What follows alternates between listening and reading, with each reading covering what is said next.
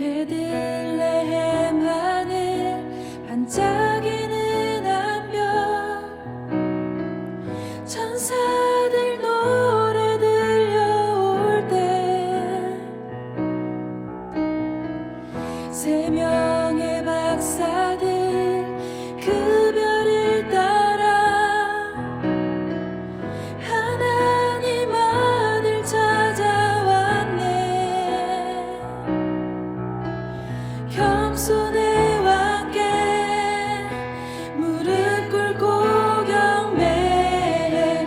평화의 왕 대신 주 앞에 나 경배합니다. 주님만 찬양받기 합당하시니 큰 존귀와 영광 홀로 받으소서.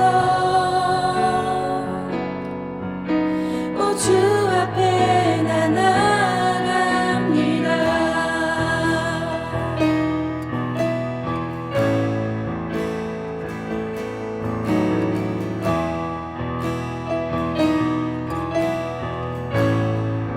햇살보다 밝게, 햇살보다 밝게 빛나는 주의 영광, 모든 어둠 물리치네. 누구도 주 앞에 다가설 수 없네. 주의 거룩한 보좌 앞에 오직 주의 보혈, 주의 긍휼을 의지하여 나가리.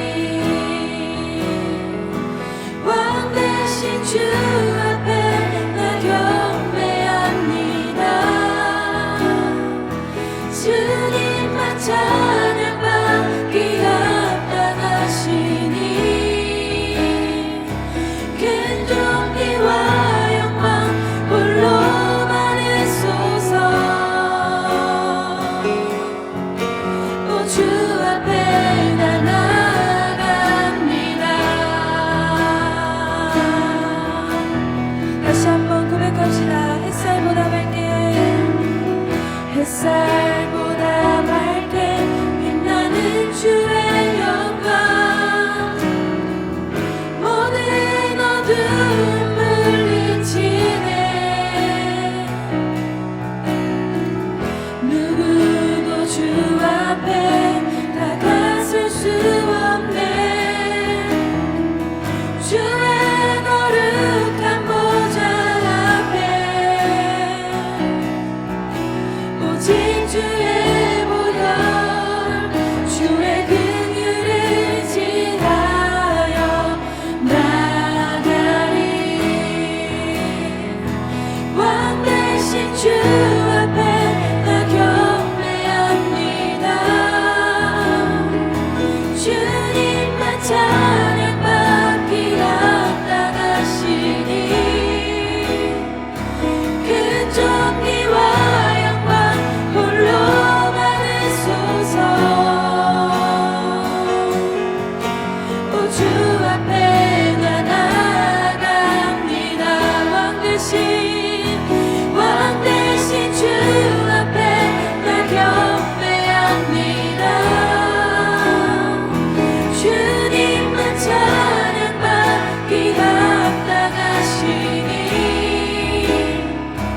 큰 존귀와 영광 홀로 받으소서.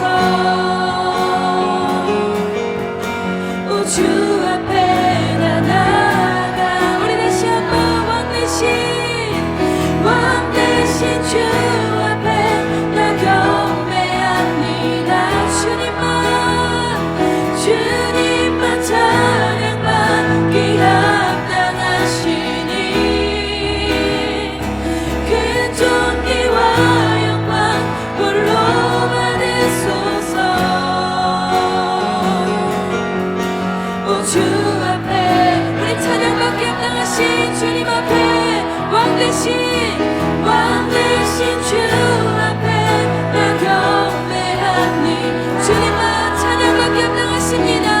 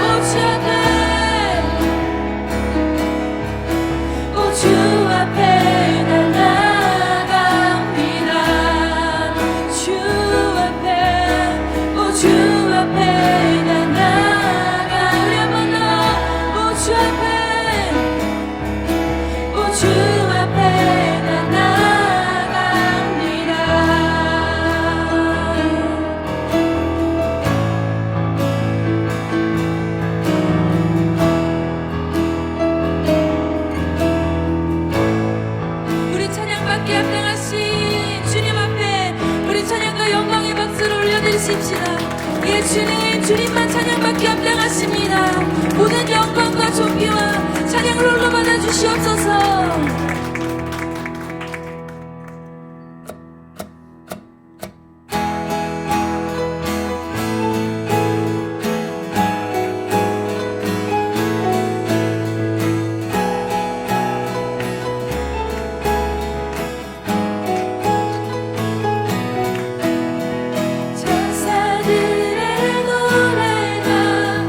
하늘에서 들리니 산과 들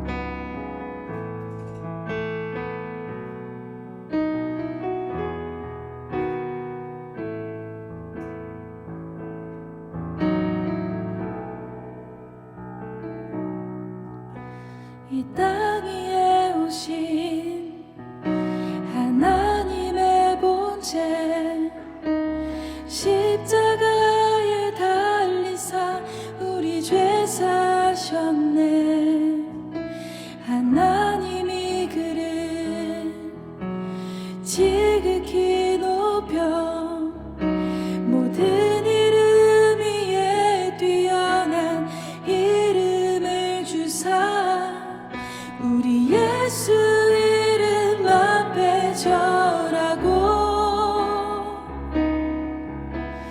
모든 입이 주를 시네 영광 중에 오실 주를 보리라 선포해 왕께 만세 존귀와 위엄을 찬양해 왕께 만세 주 예수 하나님 이 땅 위에 오신 이 땅 위에 오신 하나님의 본체 십자가에 달리사 우리 죄 사셨네 하나님이 그를 지극히 높여 모든 이름 위에 뛰어난 이름을 주사 우리 예수 이름 앞에 절하고 모든 입이 주를 시네 영광 중에 오실 주를 보리라 선포해 왕께 만세 존귀와 위엄을 찬양해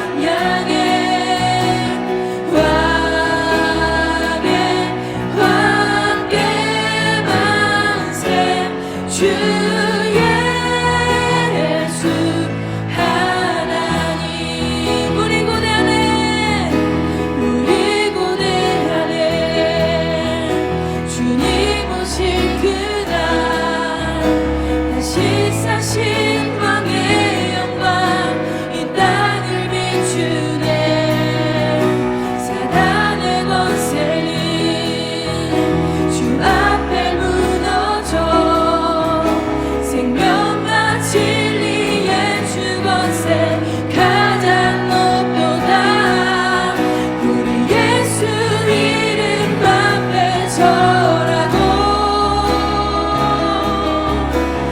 모든 입이 주를 시네 영광 중에 오실 주를 보리라 선포해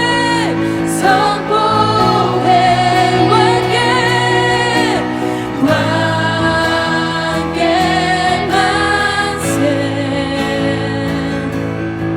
존귀와 위엄을 찬양해 왕께 만세 주 예수 하나님 우리 예수 이름 앞에 우리 예수 이름 앞에 절하고 모든 입이 주를 시네 우리 예수 이름 앞에 우리 예수 이름 앞에 절하고 모든 입이 주를 시네 우리 예수 이름 앞에 우리 예수 이름 앞에 절하고 모든 입이 주를 시네 영광 중에 오실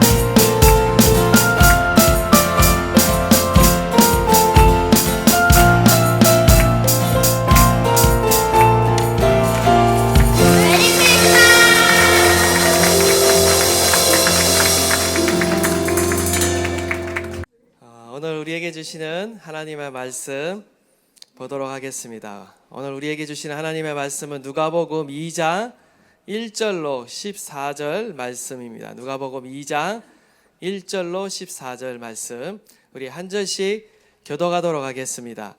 그때 가이사 아구스도가 영을 내려 천하로 다 호적하라 하였으니,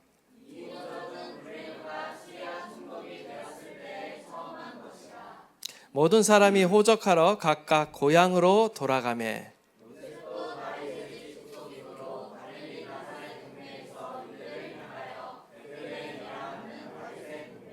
그 약혼한 마리아와 함께 호적하러 올라가니 마리아가 이미 잉태하였더라. 첫 아들을 낳아 강보로 싸서 구유에 누였으니 이는 여관에 있을 곳이 없음이러라.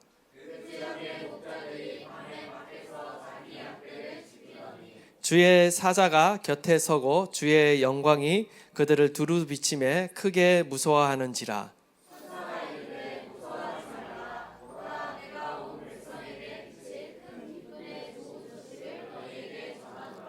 오늘 다윗의 동네에 너희를 위하여 구주가 나셨으니 곧 그리스도 주시니라.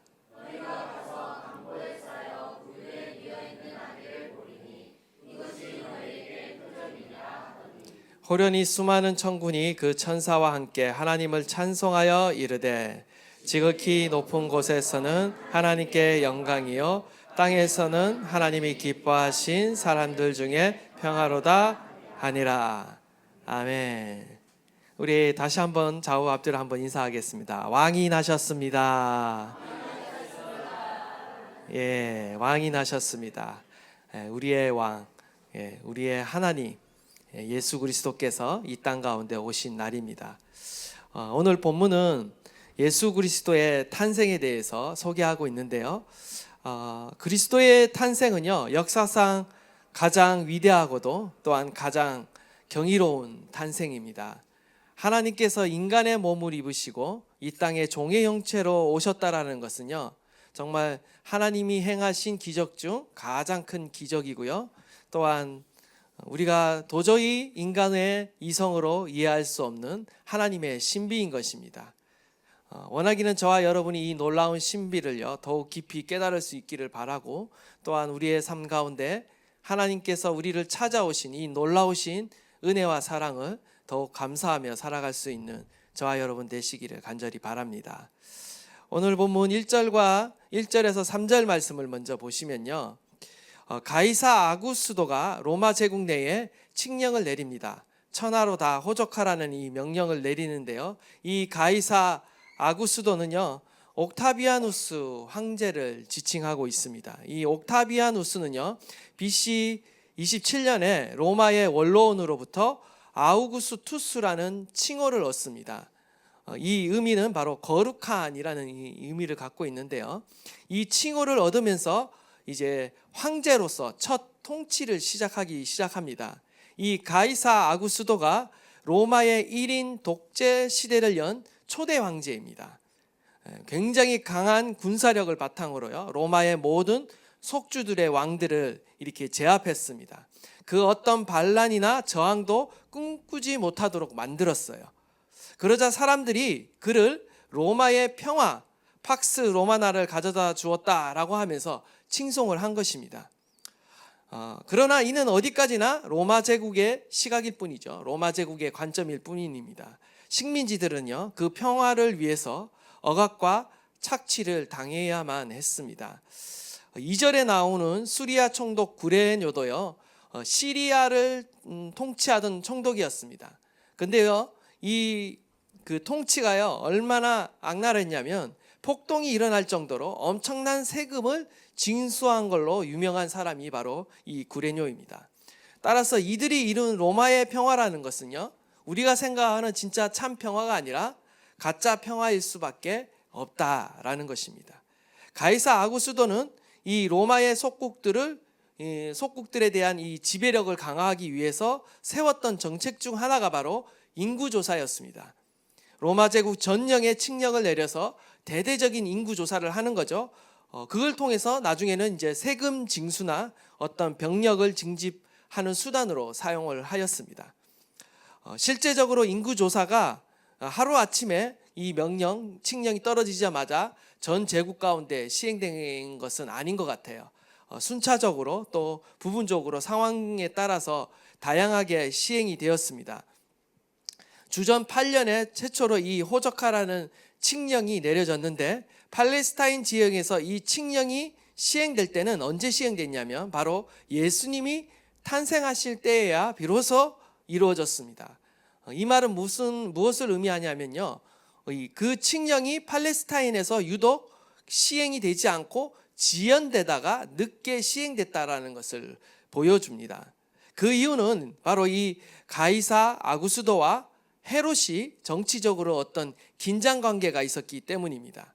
가이사 아구스도와 이 헤롯 대왕은요, 굉장히 정치적인 밀약 관계가 있었습니다. 하지만 이 칙령이 발표될 당시에는 어떤 정치적인 그 밀월 관계가 좀 느슨한 그런 상태에 있었기 때문에 이 칙령이 시행되기까지는 시간이 다소 걸렸다라는 것이 또 중요한 포인트입니다. 우리 4절과 5절을 또 보시면요, 요셉도 지금 이 인구 조사를 위해서 고향인 베들레헴으로 지금 올라가고 있습니다. 여러분, 다윗의 출생지가 어딘지 아십니까? 다윗의 출생지, 고향이 바로 베들레헴입니다. 그리고 이 요셉도 다윗의 자손이기 때문에 당연히 자신의 고향인 베들레헴으로 이렇게 호적하러 올라가고 있습니다. 이 베들레헴은 나사렛으로부터 남쪽으로 한 110km, 어떤 사람은 뭐 150km도 걸린다, 직진 거리로 한 그 정도 되는 거리입니다. 실제적으로는 더 많은 거리가 걸릴 텐데 한번 생각해 보세요. 만삭인 마리아가 요셉과 함께 이 먼 거리를 간다라는 것은 결코 녹록치 않은 일이에요. 임산부가 가기에는 무리한 거리입니다. 그런데 왜 무리하게 요셉과 함께 동행했는지 그 이유는 정확하게 밝혀지지 않지만 어쨌든 아마도 호적의 의무에서 이 여성도 임신한 여성도 제외가 되지 않았던 것 같습니다. 오늘날처럼 관광객이나 여행객이 많았던 시절이 아니기 때문에 이 타지로 떠났던 사람들이 호적하러 자신의 그 고향으로 이렇게 몰려들자 숙박시설이 많이 부족했을 것입니다. 결국 로마의 이 강압적인 명령으로 인해 해산을 앞둔 임산부까지 이동해야 했고 또 여행객을 위한 객실이 턱없이 부족하다 보니까 결국 아이를 구유에 이렇게 낳을 수밖에 없는 그런 상황 가운데 이르게 된 것이죠. 아기 예수님의 탄생은요, 결코 화려하지 않습니다. 그리고 시기적으로도요, 결코 좋은 때 태어난 것이 아닙니다. 극히 비천한 장소에 예수님께서 가장 낮은 곳에 지금 태어나고 있는 것을 보게 됩니다. 여기서 우리가 한 가지 생각해 봐야 될 부분이 있습니다. 그것은 뭐냐면 우리 1절의 말씀과 우리 6절의 말씀 한번 우리 다 함께 다시 한번 읽어보도록 하겠습니다. 시작.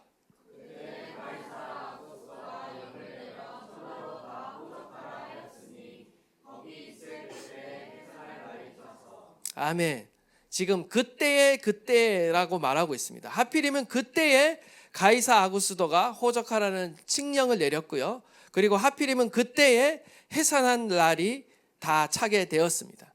겉으로 보기에는 그냥 우연 같고 상황이 안 좋은 때인 것 같지만 하나님의 관점으로 보면요, 이것은 하나님이 역사의 배후에서 일하고 계시고 섭리하고 계신 결과 이 사건이 일어났다라는 것을 우리는 보게 되는 거죠. 하나님께서는 역사의 주인이십니다. 하나님께서는요, 역사의 때를 정하시는 분이세요. 하나님께서는 우리 인생 가운데 가장 중요한 때 그리고 가장 최적의 타이밍을 그 누구보다도 잘 알고 계십니다. 뿐만 아니라 우리의 인생에 있어서도요, 우리의 모든 인생의 모든 계획 가운데 가장 완벽한 타이밍을 알고 계신 분이 바로 하나님이시라는 거예요.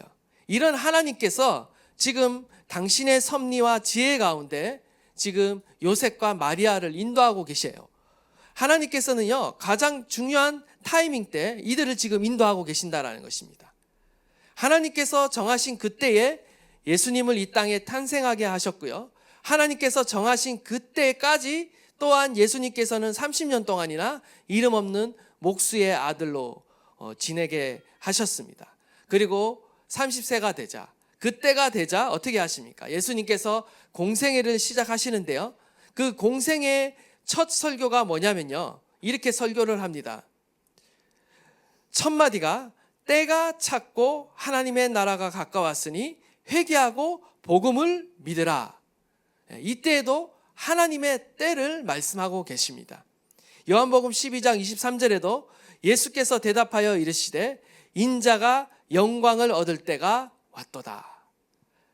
요한복음 13장 1절에도 유월절 전에 예수께서 자기가 세상을 떠나 아버지께로 돌아가실 때가 이른 줄 아시고 세상에 있는 자기 사람들을 사랑하시되 끝까지 사랑하시니라.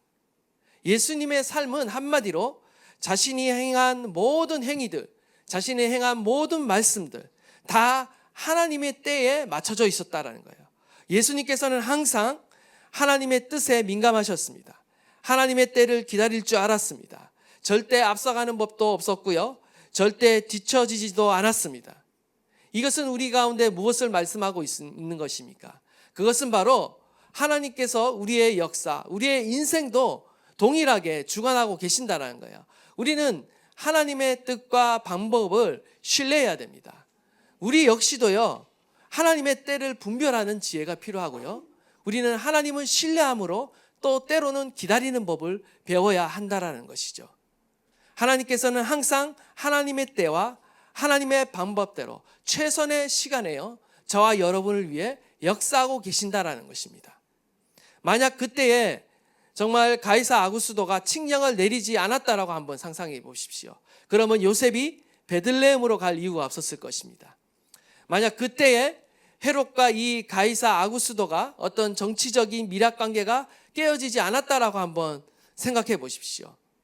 만약 그때에 정말 만삭된 이 마리아가 베들레헴으로 가지 않고 그냥 아이를 그냥 나사렛에서 머물면서 낳기로 결정했다라고 한번 생각해 보십시오. 그러면 이처럼 이 세 가지 조건 중에서 어느 하나만 부족해도요, 어떻게 됩니까? 하나만 부족해도요, 미가서 5장 2절의 말씀은 이루어질 수 없는 것입니다. 우리 미가서 5장 2절 말씀 우리 한번 다 함께 봉독하도록 하겠습니다. 시작.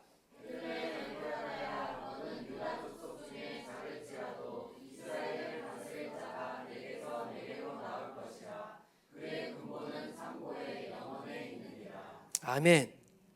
지금 베들레헴에 메시아가 태어날 것이라는 이 예언이요, 700년 전에 미가가 한 예언입니다.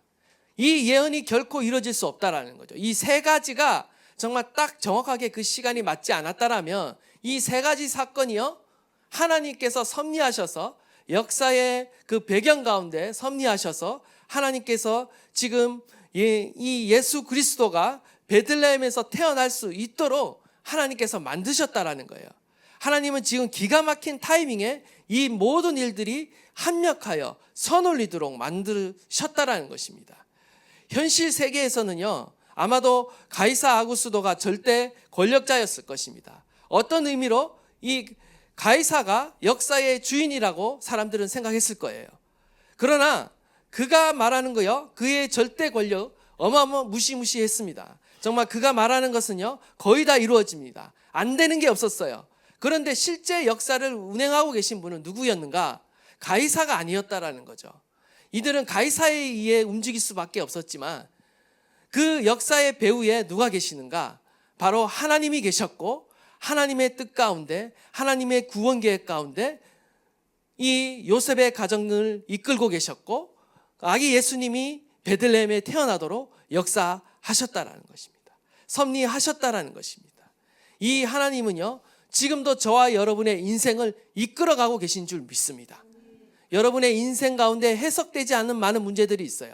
때로는 나의 본의에 의해서 이 상황이 일어난 것이 아니라 타의에 의해서, 어떤 세상 권력자에 의해서, 권세에 의해서 어떤 일이 벌어지고 때로는 우리가 그 상황 가운데 끌려갈 때도 있어요.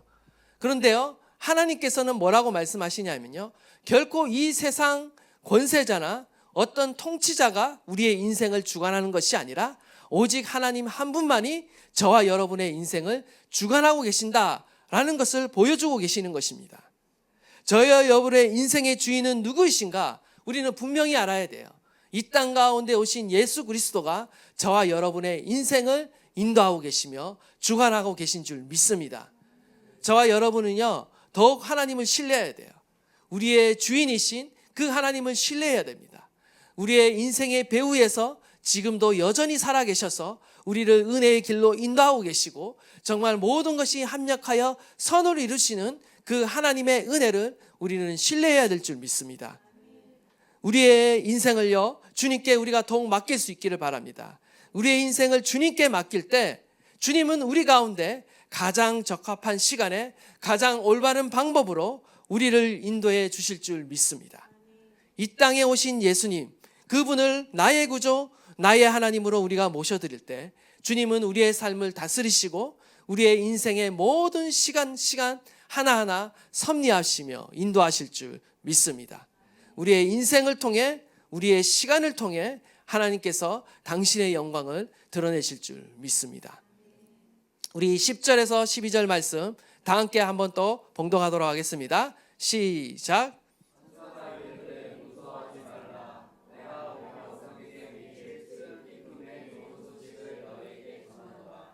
오늘 다윗의 동네에 너희를 위하여 구주가 나셨으니 곧 그리스도 주시니라. 너희가 가서 강보에 쌓여 그 위에 뉘어 있는 아기를 보리니 이것이 너희에게 표적이니라 하더라. 아멘. 계속해서 보시면 이 예수님의 이 탄생 소식을요, 하나님께서 베들레헴의 목자들에게 제일 먼저 알리십니다. 무서워하지 말라. 보라, 내가 온 백성에게 미칠 큰 기쁨의 좋은 소식을 너희에게 전하노라. 하나님께서요, 이 큰 기쁨의 좋은 소식을 첫 증인으로서 목자들을 선택하셨습니다. 구약 성경에서 이 목자들은 그나마 긍정적인 이미지가 좀 많이 가지고 있습니다. 아브라함도 목자였고 모세도 목자였고 다윗도 하나같이 목자였습니다. 그런데 이 목자가요, 신약에 와서는요, 그 격이 굉장히 많이 떨어집니다. 신약에 와서는요, 이 목자들이 구약 시대와는 좀 다른 대우를 받았습니다. 신약 시대의 이 목자들은요, 많은 경우에 이 성전 제사에서 쓰이는 제물인 이 양을 돌보는 소작농에 불과했습니다. 가난하고 낮은 계층이었다라는 거죠. 특별히 성전 제물을 드리는 이 양은 흠이 없어야 했기 때문에 이 흠이 없는 양을 키우기 위해서 이 목자들은 안식일도 쉬지 않고 섬기는 일을 했습니다. 왜냐하면 양을 안식일에도 돌봐야 했기 때문이죠. 예배로부터 소외된 사람들이 이 목자였습니다. 예배로부터 소외된 계층이었어요. 예배드리는 양을 기르는 목자들이 정작 예배에는 소외되어 있었다라는 것이고요. 그리고 이 목자들의 사회적 신분은 낮았다라고 말씀드렸죠. 어느 정도 낮았냐면요, 이 법정에서 증인으로 택할 수 없는 신분이 바로 이 목자였어요. 그 당시 법정에서 증인으로 세울 수 없는 그런 신분의 사람들이 몇 사람 있었습니다. 여러분이 잘 아는 세리들, 죄인이라 해서 세리들은 법정에서 이렇게 증언할 수 없었고요. 또 어떤 창기들 또한 이런 사람들도 이렇게 법정에서 증인으로 이렇게 채택될 수 없었습니다. 근데 이 목자들도 그와 같은 부류로 낮은 계층이었어요. 이들도 법적 신분이 굉장히 낮은 사람들이었다, 소외된 사람이었다라는 것을 우리가 알게 되는 것이죠. 그런데 하나님께서 이처럼 사회에서 소외된 계층, 예배에서도 소외되고 증인으로서도 채택되지 않는 이 목자들을 선택하셔서 지금 우주에서 가장 놀라운 사건인 이 예수 그리스도의 탄생 사건의 첫 증인이자 첫 번째 예배자로 하나님께서 불러주셨다라는 것입니다. 참으로 놀라운 일이 아닐 수 없죠. 참으로 놀라운 은혜인 것입니다. 하나님께서 가장 낮은 자들을 불러서 예수 그리스도를 영접할 수 있는 그 영광을 주시고 하나님의 앞에 정말 메시아 앞에 예배할 수 있는 그 영광을 하나님께서 주신 것입니다. 예수님께서는요, 이 땅의 가장 낮은 곳 구유에 임하셨습니다. 한마디로 가축의 여물통에 임하셨어요.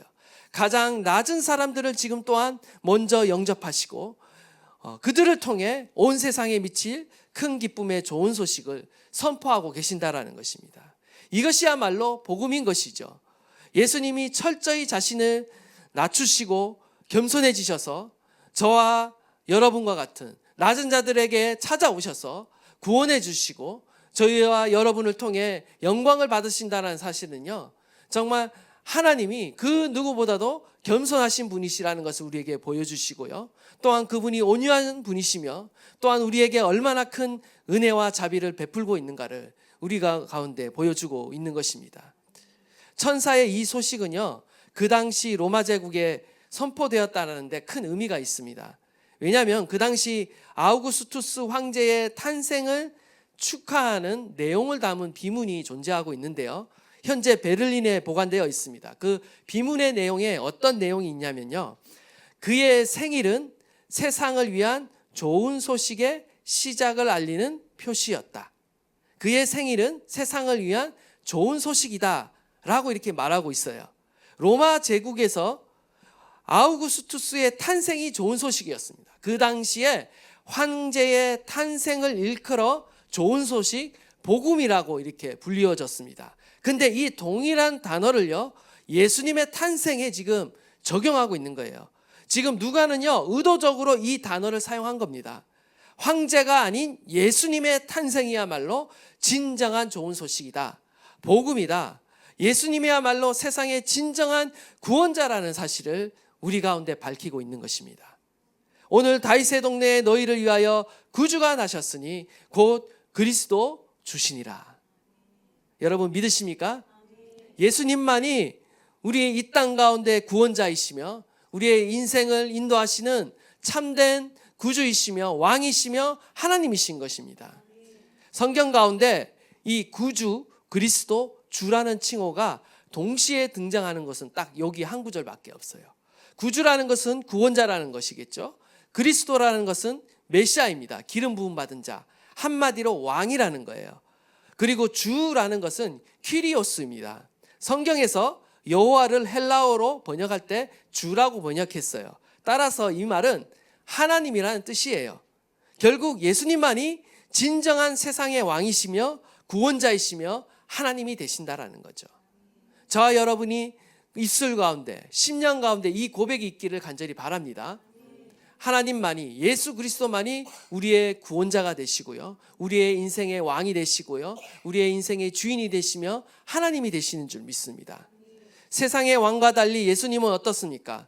당시 정치 지도자인 어떤 왕이나 종교 지도자인 어떤 제사장들이나 아니면 학문적으로 뛰어난 율법학자와 같은 소위 기득권 세력인 어떤 엘리트 집단을 먼저 만나 주신 것이 아니라 오히려 가장 낮은 곳에 임하여 평범한 백성들, 심지어 오히려 더 비참한 사람들, 낮고 낮은 사람들을요 만나 주시고 품어 주시고 구원해 주셨다라는 이 사실에 우리는 감사해야 돼요.